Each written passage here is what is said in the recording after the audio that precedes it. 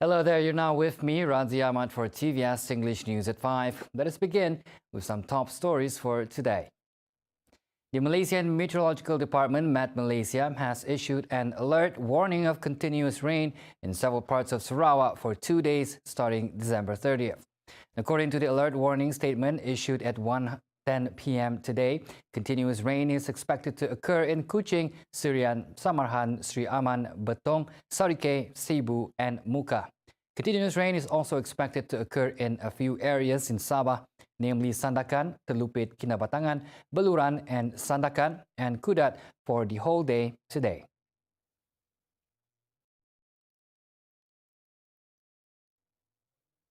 A total of 59,710 of the 734,388 land title deeds registered in Sarawak will be affected by a revision of land tax rate from January 1st next year. Sarawak Land and Survey Department said the review was carried out following intensive development in the city and its surrounding areas. The intensive development had resulted in the land category of an area to be upgraded. It explained that, for example, that there was a suburban land that was upgraded to urban land, and even rural land that was upgraded to urban land. The department said the existing land tax rate had also been in use for 28 years since 1994. The new property tax rate will see land title deeds for shop houses charged at a rate of 22 cent to 1 ringgit 62 cent per square meter. The public can also get more information on the matter from the Sarawak Land and Survey Department website at www.landsurvey.sarawak.gov.my. Police detained 2 local men with 320 kilograms of shabu or methamphetamine worth 11.5 million ringgit in a raid at Setiawangsa home last Saturday. Now, Kuala Lumpur Deputy Police Chief Dato' Yahaya Othman said the 29 and 34-year-old suspects were actively distributing the drugs since last September and were arrested at 5:40 p.m. Yahya said during the raid on the house believed to be a storage place, police found 13 sacks containing 310 sachets of the Guan Ying Wang Chinese tea, believed to contain meth. In a media conference at the Kuala Lumpur Police Contingent headquarters today, he said police also arrested a Toyota Vios worth over 20,000 ringgit, believed to have been used to transport the drugs. Yahya added that the interrogation found that the first suspect, a car salesman, had 2 drugs-related criminal records, while the second suspect, who was an online salesman, had 1 drug-related criminal record. He further said investigation found both suspects had sold the drugs locally around Klang Valley, while urine tests found one of them positive for drugs. He said both suspects are remanded for 7 days, beginning December 25th to 31st, to be investigated under Section 39B of the Dangerous Drugs Act 1952. All associations under the Federation of Chinese Associations of Sarawak are encouraged to digitize historical, tradition, heritage and cultural records. Its president, Dato' Richard Wee, said the digitizing of these records is a conducive method for keepsake for the younger generations. He also lauded the proposal made by the Minister of Tourism, Creative Industry and Performing Arts, Dato' Sri Abdul Karim Rahman Hamzah, who informed that his party will look further into the matter. I think the suggestion of such a way of digitalizing it and keep it, whether it is in the clouds or whether it's in the server and all that sort of thing, it's a good suggestion.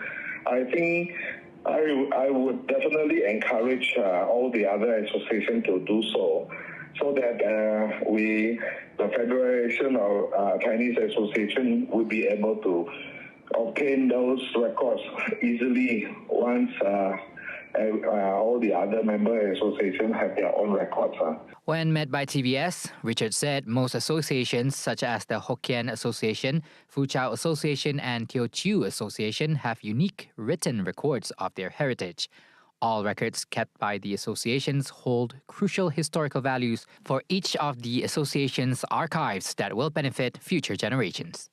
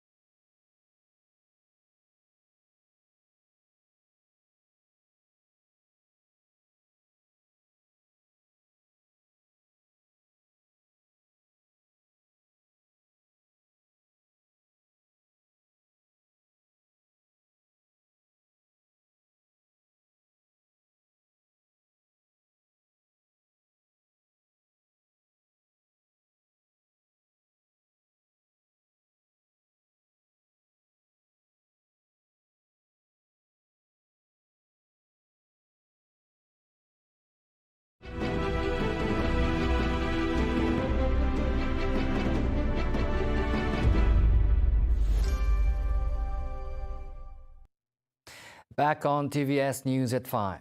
Malaysia will see a surge in flight demand following the reopening of China's borders.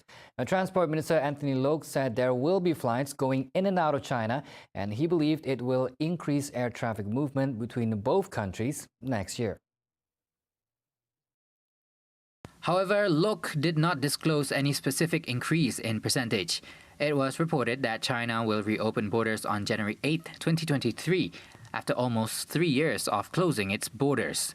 On fixing prices of air tickets, Loke said the government has no plans to fix any pricing for airlines as they operate based on dynamic pricing. He also noted that airfares are usually increased during the festive season. Hence, he encourages airlines to add more flights so that the prices can be more affordable. Loke said the government is more than happy to assist and support any airlines who are prepared to provide such fixed fares. Meanwhile, as delayed flights due to bad weather conditions are unavoidable, Loke advises airlines to practice better communication with passengers to handle such situation. He also explained that Batik Air's 8-4 delay last week was caused by a diversion to Langkawi and for a new crew to board as the pilots had exceeded the permitted flight hour limit. The low-cost carrier AirAsia is offering additional flights to Sabah and Sarawak for the upcoming Chinese New Year celebration. In a statement, the airline said with fixed fares starting at 199 ringgit and 249 ringgit for one-way, there would be 52 special extra flights to 6 destinations in East Malaysia. The flights will be from Kuala Lumpur and Johor to Kuching, Sibu, Bintulu and Miri, while the same goes to Kota Kinabalu and Tawau, whereas Johor only goes to Kota Kinabalu. All seats will be available for booking starting December 28, 2022, and apart from that, the extra special flights will operate 274 flights weekly to the same destinations. Minister of Transport Anthony Loke said the government is pleased to see AirAsia supporting its initiative to bring down fares during the important festive season, despite their operational constraints. Meanwhile, AirAsia Aviation Group Limited Group Chief Executive Officer Bo Lingam said, as the people's airline, reconnecting guests with their loved ones at affordable fares is important to the company. Over at World News, Taiwan will extend its compulsory military service to 1 year and 4 months due to the rising threat of China. President Tsai Ing-wen said the move was made as China ramps up its military, diplomatic and economic pressure on Taiwan in order to assert its sovereignty claims. The current 4-month compulsory military service system can no longer provide sufficient quantity of troops and quality training to meet the needs of combat readiness under the rapidly changing situation. After 2 years of complete evaluation and reviews, considering the troop supply needs, we decided to resume 1-year compulsory service starting from 2024. The president said in a news conference that extending the conscription was a difficult decision, but it had to be made in order to protect Taiwan. I have to admit that this is an incredibly difficult decision, but as president, as the commander-in-chief, protect the national security and ensure national interest, allowing Taiwan to survive eternally and that the people can live a free and democratic life for generations to come is an unavoidable responsibility of mine as the president. Taipei, which rejects Beijing's sovereignty claims to Taiwan, reported on December 26 the largest ever Chinese Air Force incursion into the island's air defense identification zone, with 43 Chinese planes crossing an unofficial buffer between the two sides.